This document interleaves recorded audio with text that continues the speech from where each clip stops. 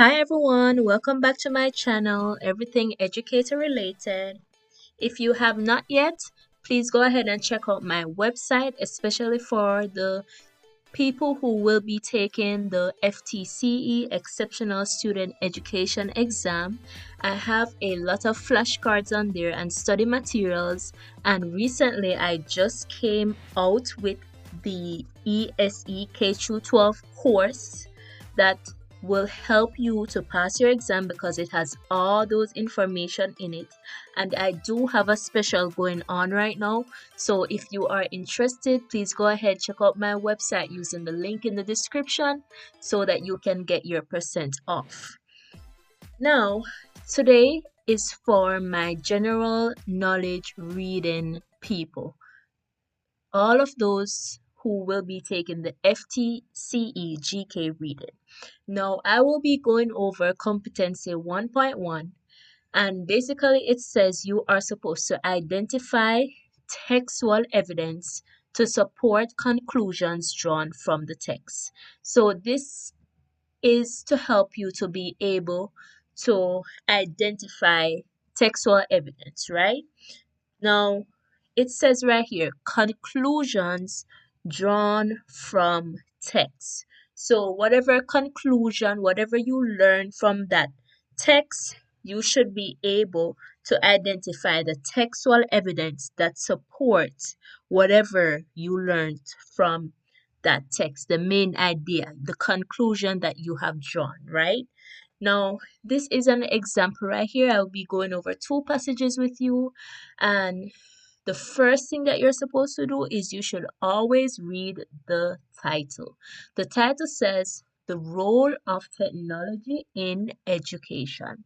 Now, the reason why I want you to always read the title is because it gives you a hint to what the text will be about. Obviously, this text will be about the role of technology in the area of education. So now we're going to start reading. Let me give you a few minutes to start reading on your own.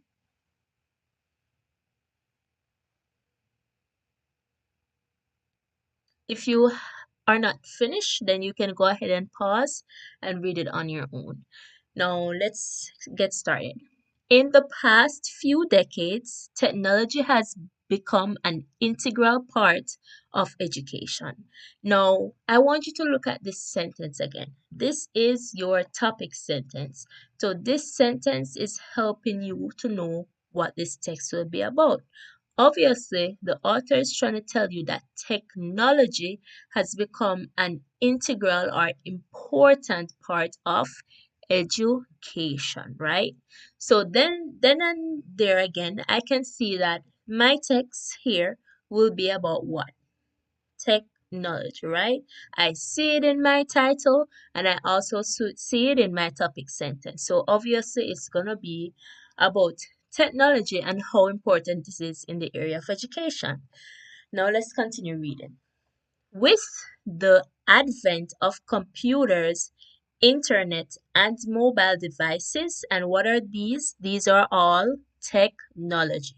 So they're saying with the advent of these technology right here, students have unprecedented access to information.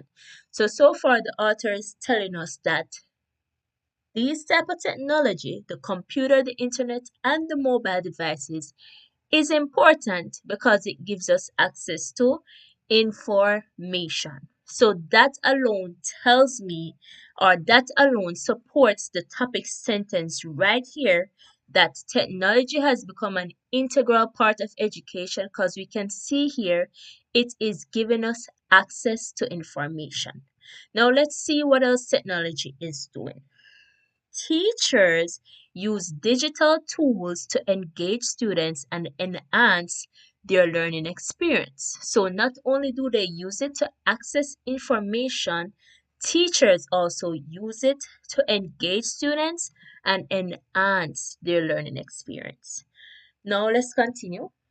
The incorporation of online learning platforms allows students to learn at their own pace and from any location, offering a flexible and personalized approach to education.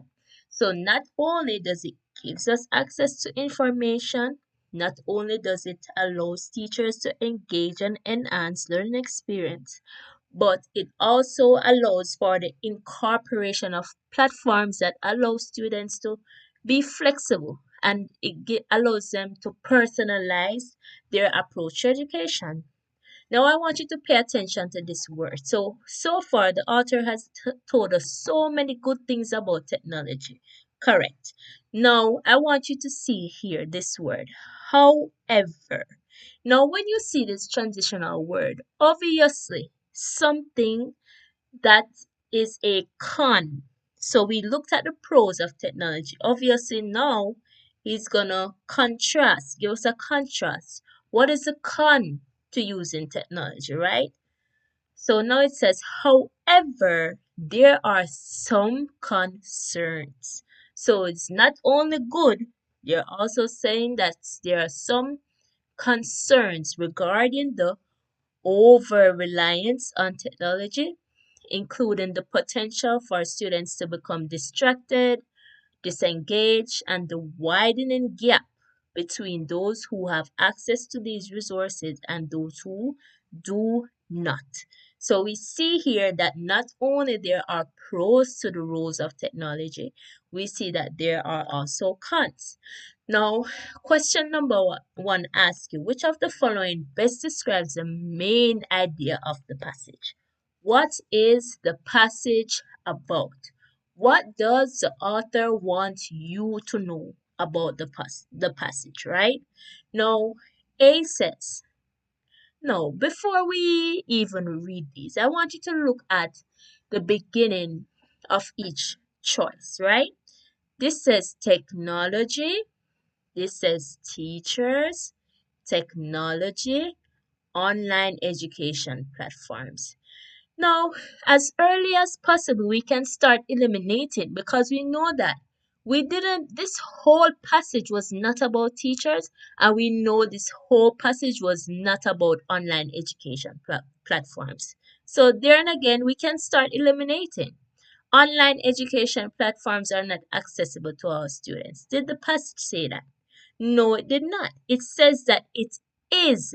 It says the incorporation of online learning platforms allows students to learn at their own pace and from any location. So obviously, it is accessible. So D is not the answer. Let's go back to here. Teachers are finding it difficult. Did it say anything about teachers finding technology difficult at all? If anything, it only said that teachers use digital tools. It did not say nothing else at all about teachers, right? So obviously, the answer is not B and the answer is not D. So it's either between A or C, right? Now let's look at C.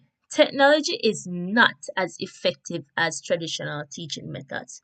Was this whole passage about telling you that technology is not effective? And did it even mention anything about traditional teaching methods? No, it did not. So clearly, the answer would be A. Technology has revolutionized education by offering personalized learning opportunities. The text evidence is right here, offering a flexible and personalized approach to education. This passage emphasizes that technology allows for personalized and flexible learning, allowing students to learn at their own pace. So it's all about finding your text evidence and working with whatever is in your text. It's all about what the text is about. Now, for number two, it says, which of the following statements is supported by evidence? So we're going back to our text evidence. What did the text say? Did the text have evidence to prove that students no longer need face to face interaction with teachers? I want you to comment down below. Did the passage say anything about that? Yes or no? All right. The answer is no. The passage did not say anything about students no longer needing face-to-face interaction with teachers, right? Let's look over here. I'm looking and it doesn't say even nothing about face-to-face. It says that it is flexible, right? And it is personalized approach. It didn't say that the students don't need it. And then let's look at B. The internet is the only source of information for students today. Now let's look at the part that says information. The last time I checked, a pro for technology is that these here give students access to educate information, right? Now, obviously, is internet the only technology they said gave access to information? Yes or no? No. They also said computers, internet, and mobile devices. They didn't say the internet is the only source. There are two other sources here. All right, let's try D. Teachers are not interested in using digital tools. Clearly, that is not true because right here, using our text evidence, it says teachers use digital tools to engage students. So obviously, the answer is C. Technology can create a gap between students with or without access to resources because the passage mentions, so let's go down at the con area. The passage obviously mentions down here that there's a gap. There's a gap between students with access to digital tools and those who do not have access. So with this text evidence backing up that statement, we know that C would be the answer. Now let's read passage 2. I'm going to give you a few minutes to go ahead and read it.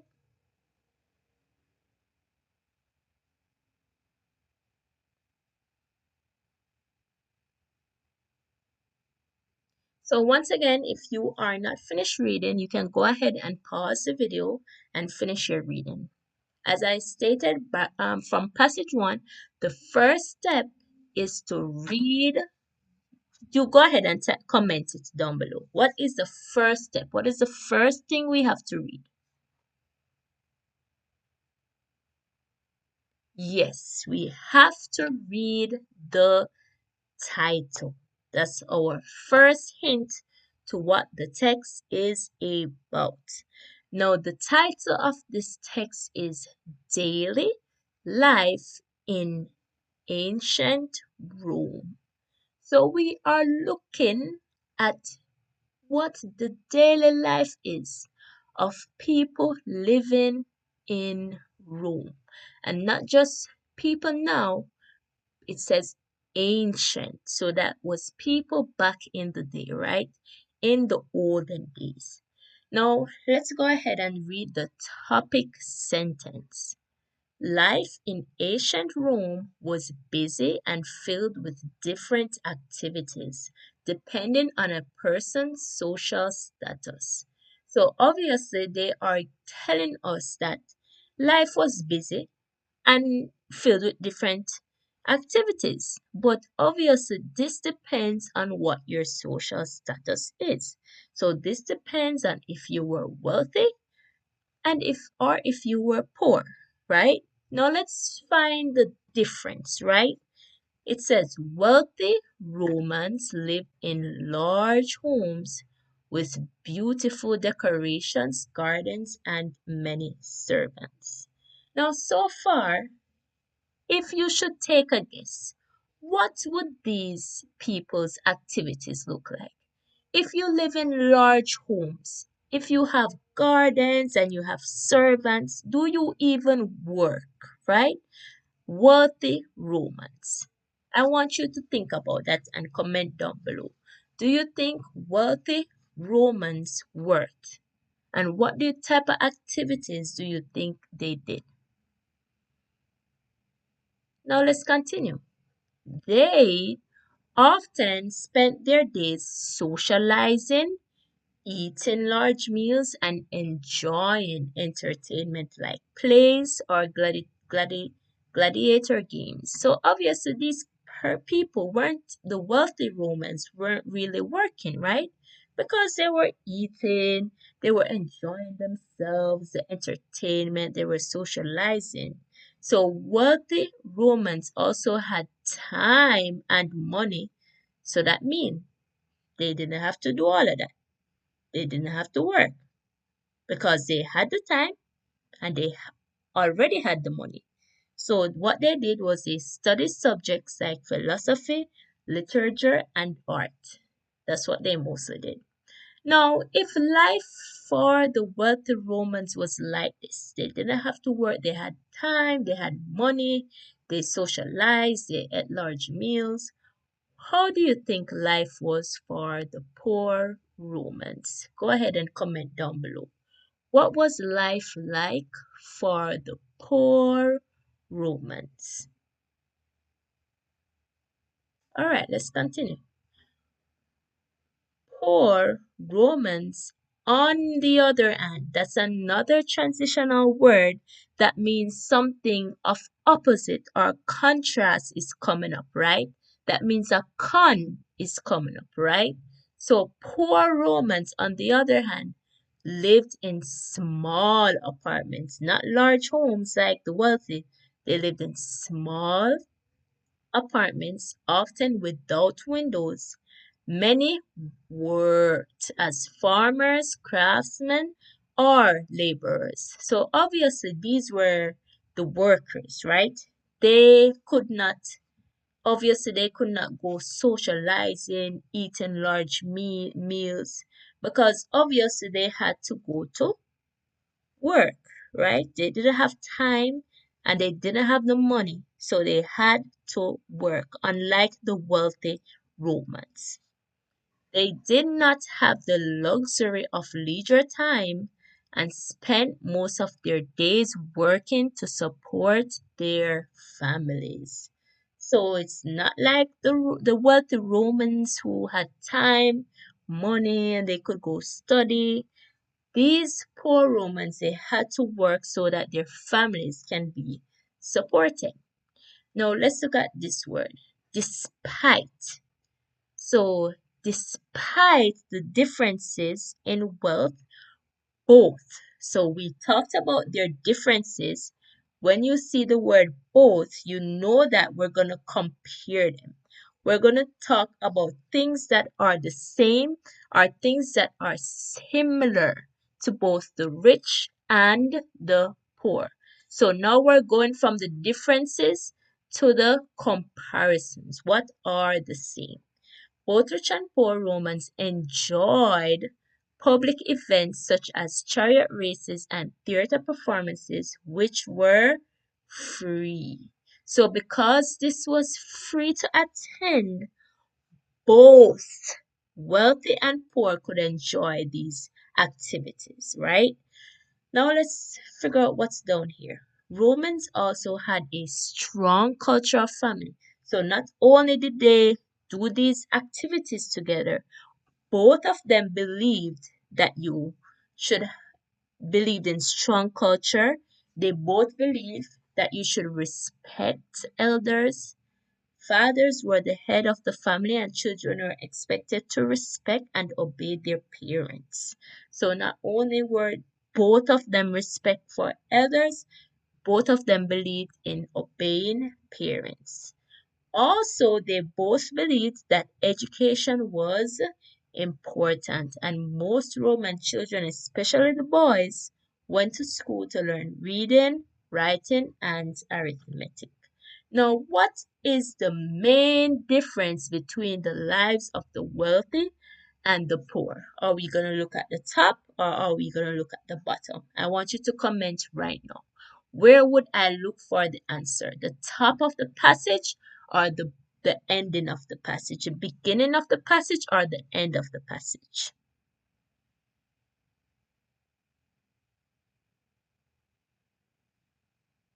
So obviously, I would go to the beginning of the passage because that's where they were telling us how they are different. Now we have to identify. I'm going to give you a few minutes to go ahead, pause the video, figure out which of these are the answer. Go ahead and figure out which is the answer. What was one of the main difference between the lives of the wealthy and the poor?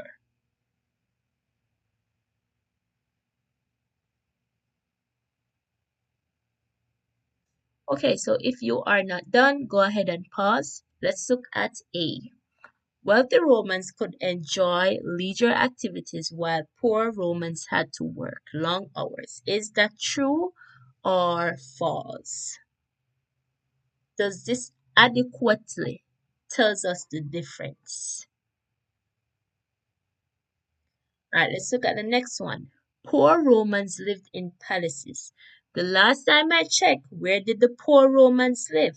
They lived in small apartments, so B is out. Wealthy Romans did not participate in public events. False, false, false. It says both. Both rich and poor enjoyed public events. Let's look at D. Poor Romans studied philosophy. Last time we checked, the poor did not have time to study because they were doing what? They were working. So it was only the wealthy that was studying. So we want to X that out as well. So obviously the answer is A because the passage states that wealthy Romans had time and money to enjoy activities while the poor Romans had to work. All right, now let's look at the last question. Which of the following is supported by the passage? So which one of these statements here you can find evidence to back it up or to support the statement? Roman children did not attend school. A. Roman children did not attend school. Is that true or is that false? Did the passage say they did not attend school? No, we saw something about education at the end, and it says that education was important. So obviously, the children did attend school, especially the boys, right? B. Wealthy Romans focused only on working. The last time I checked, only the poor Romans were working, not the wealthy. So A is out, B is out. Family was an important part of Roman culture. Now, let's see where it says anything about culture. Right here. It has a strong culture, so that means yes. C would most likely be the answer. And let's look at D. Romans had no interest in public entertainment. That is false because we both know that both the wealthy and the poor did public entertainment. So obviously the answer was C because the passage mentions that the Romans had a strong, strong culture of family. If you have made it to the end of this video, make more reading passage videos like these, please subscribe. Go ahead and like the video, share, and be sure to check out my other content, especially for tips and tricks on how to go through your reading passages quickly on the general knowledge reading exam. I will attach the video below for the people who will be taking the exam soon. I had tips and tricks on how to go through this exam quickly because this exam will be timed. So if you enjoyed this video, please go ahead once again, like it, share it with a friend, and subscribe, and I will see you in the next one.